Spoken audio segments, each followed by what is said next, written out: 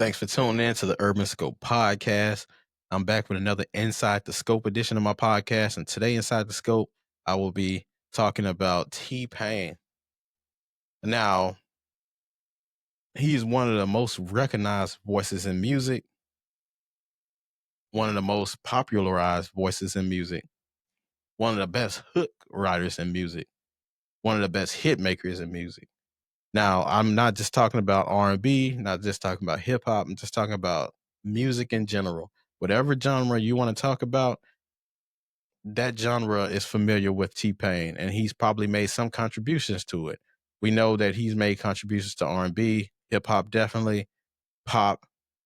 He talked about being a songwriter for country music artists, but due to the racism that's in the genre, he didn't want to be recognized or didn't want the credit for it. So I'm pretty sure he received compensation. And the artist know he wrote it, but he never told anybody else he wrote it just because of the, you know, accepted racism that's within that genre. He didn't want to, expose himself to that, and probably his family as well. So T-Pain as a hit maker, or as an artist, he created a sound in hip hop that became very popularized now. And I don't think he gets a lot of credit for it because once somebody takes an idea and takes it to the next level, it became, that person becomes, obsolete or becomes less credited at that time. So T-Pain didn't invent the auto tune, but he definitely made the auto tune, took it to the next level, especially in terms of R&B and hip hop. So R&B artists were even using it, even though they could sing already, but gave you a sound, a different sound that people were resonating with a lot during that time. And that time I want to say was like 05, 06, when that sound became very synonymous with rap and R&B, especially rap, because a lot of rappers who wanted to sing stuff that they wrote but couldn't sing, they actually had an outlet to do so now and didn't have to give those lyrics to an R&B singer or some kind of songstress to perform these songs. They can actually sing their thoughts now and actually be able to cut out the middleman. So it gave them another asset. It gave them another tool to use other than having to contract these things out. So he, the business side of it too, he helped business wise, being able to cut out that middleman and being able to be more self sufficient. I mean, self independent. So the auto tune, the you know what most people gave credit to Roger Troutman, he was able to take that sound to the next level for rappers. So whether you like Future, Young Thug, Baby, Gunna, Travis Scott, all of these artists, owe credit to T-Pain for what he did in hip hop, for the sound that he made acceptable. And he took the hits for it early on with the Death of Auto Tune that Jay-Z came out with, and the criticism that people had talking about everybody was using auto tune and how it was killing hip hop. No, T-Pain was just reinvigorating it, rejuvenating, revitalizing, reinvigorating, or whatever words you want to use, to replenishing hip hop, whatever words you want to use. But all of these artists should have been paying homage to T-Pain for what he's done in the game. And just about every artist that experimented with it as well. I know Lil Wayne started using it. Then people really started using it. So it was a big thing, especially on that They Know Shawty Low remix that they had. One of the best verses I heard from Lil Wayne, especially on the auto tune. But that's not his biggest, that's not his only contribution to hip hop. Might have been his biggest, but not his only. So I talked about the importance of hooks and what it is for radio play and for the average fan to listen to. And T-Pain contributed some of the best hooks in the game.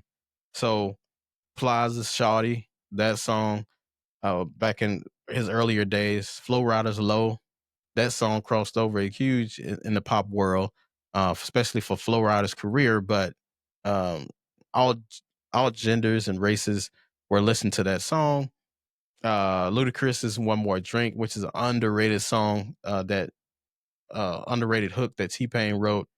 Excellent song, especially during Ludacris's probably height of his career before he started, messed over into the acting world. And Jamie Foxx's Blame It, which was another great hit, especially around college years and things like that. But he has so many great hooks, the I'm So Hood with DJ Khaled. It's so many to name that it would take all day to name all these.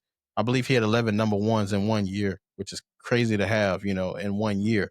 So it's so many songs that we could put for his hooks, songs that, people don't even know about or wasn't to the level of these other songs, but were great as well.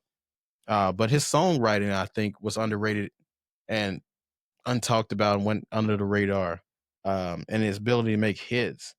So since 2005, when he got introduced in the game, he's been giving us hits after hits, with those songs like I'm Sprung and I'm in Love with a Stripper and that remix with Mike Jones. Um, he just had a different sound. He had a different perspective from this rap game. Uh, you can't really box him in to call him a hip hop artist or R&B artist or a pop artist. He was all of that mixed into one, which has a unique ability, but it's an asset because they were selling the microphones with the auto tune in them in the stores. Your WalMarts and your Targets and things like that.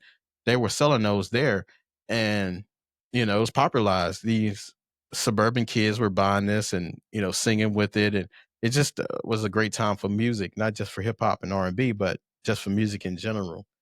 But when he released the "Buy You a Drink" song with Young Jock, that put him in a whole nother stratosphere. That song was huge.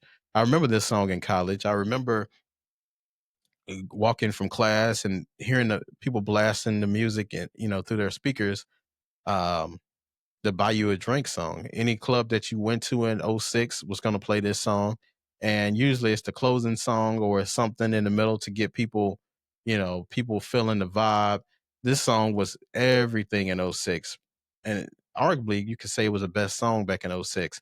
I didn't look up the songs from '06, which I should have, but I'm pretty sure that song was in that class. It was definitely in the top. I know successful wise and commercially successful, it was that and everything. So it definitely put T-Pain up there.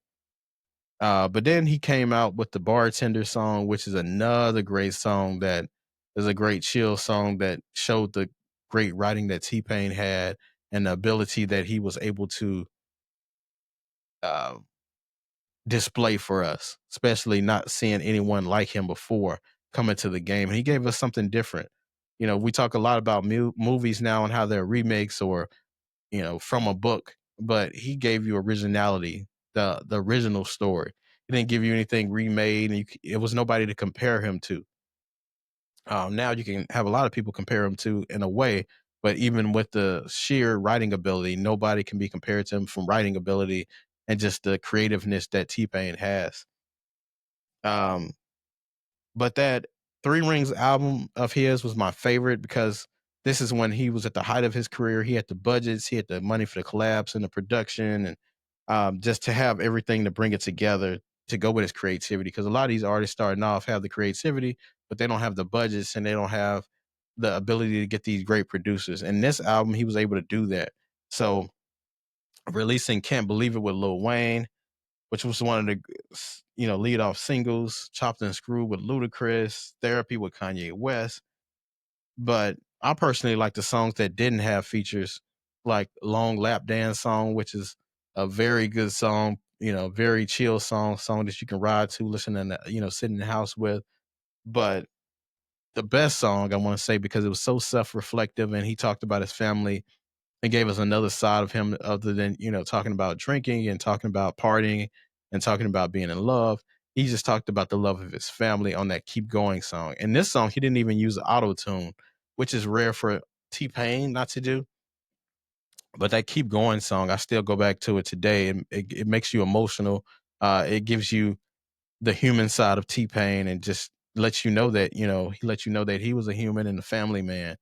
He's been married for several decades now, has children. And this song, he talked about his motivation for waking up in the morning, his motivation for everything that he's doing, and for him to be such a hard worker and, use his creativity for good. This song exemplified that. And which was probably his most impactful song in his career and his most definitely meaningful song on that Three Rings album.